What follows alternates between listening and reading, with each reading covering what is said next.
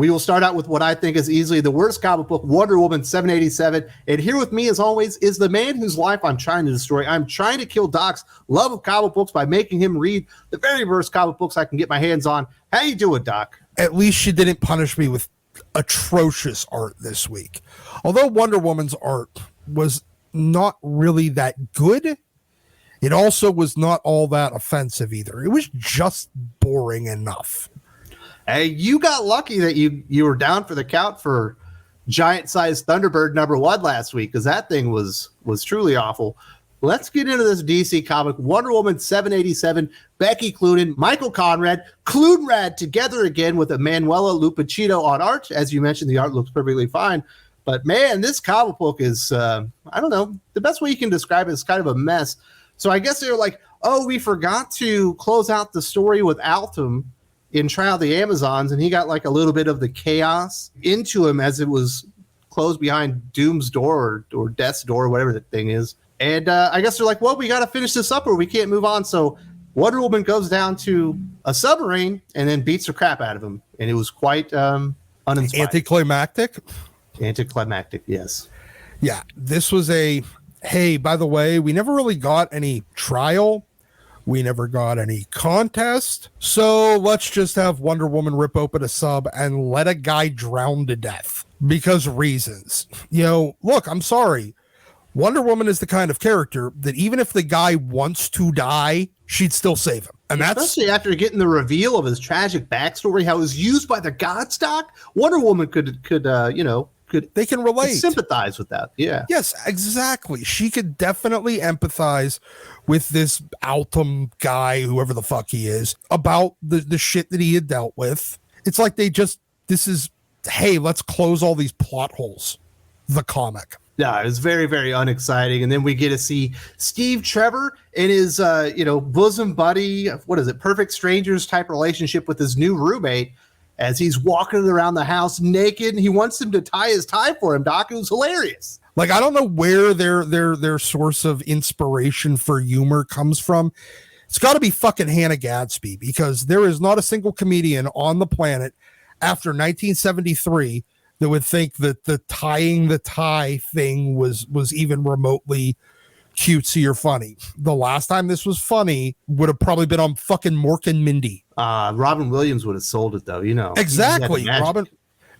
Robin Williams can get the fucking timing right. I have seen dental school videos with... I thought you were going to say dental dams. No. I don't know where you're going with this analogy, bro. I have seen dental school videos with more comedy chops than this fucking comic. Yeah, it's not really funny. I also thought Steve Trevor was dead. Like, I thought he died in that Event Leviathan thing. I thought that was one of the big moments. They probably brought him back in Checkmate. They do mention Checkmate, although I think Clunrad's understanding what Checkmate is and my understanding of what Checkmate is are two vastly different things, because he's like calling in favors and getting new offices from him. But we get this really strange scene. Etta Candy shows up and she picks up Steve Trevor in his oh so funny loopy new roommate, and they're driving and someone tosses milk at her car and she pulls over, and it was insane. So this, throwing milk at people isn't very nice, especially if they're driving. They could have gotten a wreck or whatever, but nothing really bad comes out of it, and she just like pulls a fucking gun on him. She's gonna shoot him. Look, I get it. Kids throwing shit from the bridge is dangerous. Ha ha. She wants to shoot this guy. Steve's new roommate tries to throw him into the fucking river, and they're talking about how he told us you'd want to steal our milk. I'm like, what in the fuck is actually going on at this point? It's this other character. He's been sitting in the background of Wonder Woman, and every once in a while they remind you of, I guess this is what Clunrad had been working on up to. I don't even remember his name at this point, but his organization, get this one, Doc. This thing is hilarious. It's called Manifest Destiny, but it's Man-Ifest Destiny because he doesn't like women. Ha! Who could have wrote something so funny? That's really clever. And he does a podcast. Of course, he's got to have a podcast. He's got to have a podcast. I feel like this is Joe Rogan of Wonder Woman. You know what I mean? Yeah, it's like it's taking comics YouTube plus Joe Rogan plus Jordan Peterson and turning them all into one big bad guy that's like 5'2" with a bad goatee and funny hair and just has little man syndrome because take that, you incels, and misogyny. Blah, blah, blah, blah, blah, blah, blah. Jesus fucking Christ. You people are so obscenely predictable at this point. I was going to go with boring. I guess the villain's name is Cisco or whatever. Once the little bit at the beginning happens and there's some action, it's mostly people just talking about what they're going to do. And I just love those talking comic books, when people just talk and talk and talk. I love it when they sit around and eat too, because they had to do that in this. And they had to have at least one page about what they were eating. I think this comic book is absolutely terrible. Emanuela Lupacchino deserved better. Not the greatest art in the world, but it wasn't nearly as bad as the writing in this thing. It's hard to grade a comic book like this. I'll give it like 1.5 stars, I guess.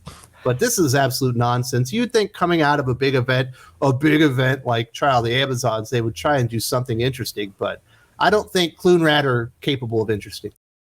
I'm going to go with 1 star on this. While the story was shit, this Lupacchino dude, he drew a very competent airplane manual, but other than that, there was nothing super heroic about his comic. So it wasn't offensive, but it also wasn't good. It was just, it existed. That's true. Now let's go over to Marvel's offering this week. And I must say, Captain America Symbol of Truth #1 isn't as bad as it could be. Tochi Onyebuchi, RB Silva, obviously with RB Silva on art. It looks pretty darn slick. The story itself is kind of silly, but hey, it looks exciting, and there is some action in here, so it looks pretty hot in some spots. RB Silva did a yeoman's job on this comic. You know what? The one thing I will give him credit for, he's breaking out of his Stuart Immonen clone mold. He's starting to look like his own artist, and I'm good with that. I really enjoyed the work he was doing on this book. The story, if they did this in the Marvel method, then this Onyebuchi guy was trying to force a lot of square pegs into round holes.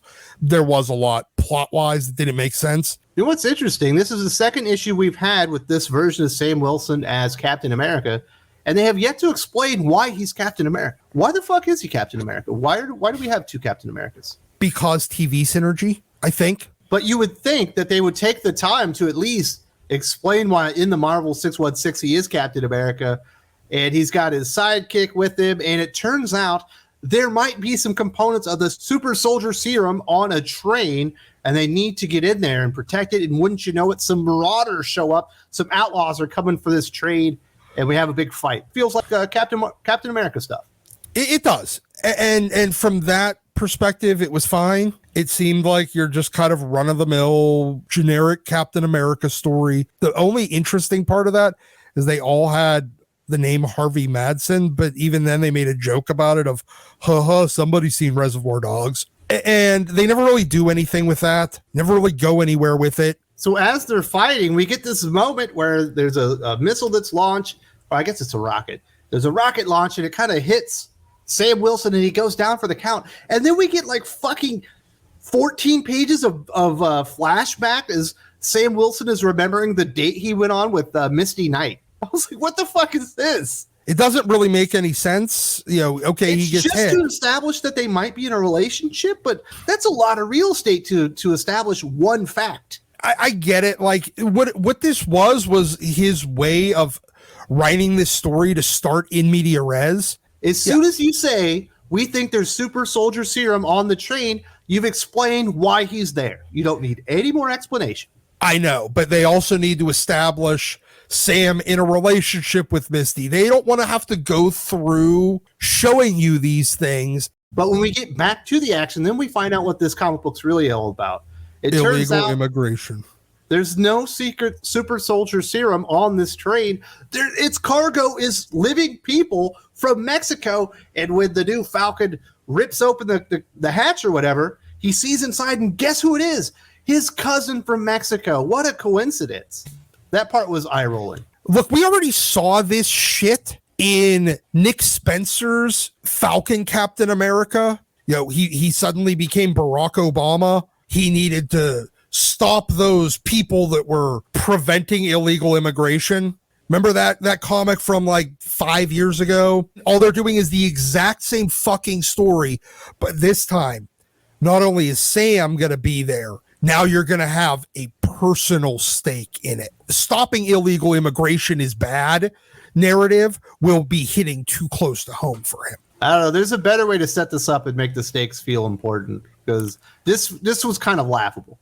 Like really it was. laughable. I thought for about like 2 minutes or for about 2 panels, we were actually going to see a Sam Wilson that's actually standing up for America when he's criticizing the Wakanda Forever people. Then he has to turn it back to, yeah, that just means that I suck. I haven't fixed America yet. So then at the end, we get the new Falcon, we get Captain Falcon Cap are handing over the illegals to some anti-immigration senator from the United States Congress, and they don't trust him. They've got off-the-grid internment camp stock. You can't trust these people. This felt like a Captain America story. I mean, hey, you don't trust the government. Somebody's doing something shady, but I don't know, all the stuff in the middle was just bad, and the flashback was stupid.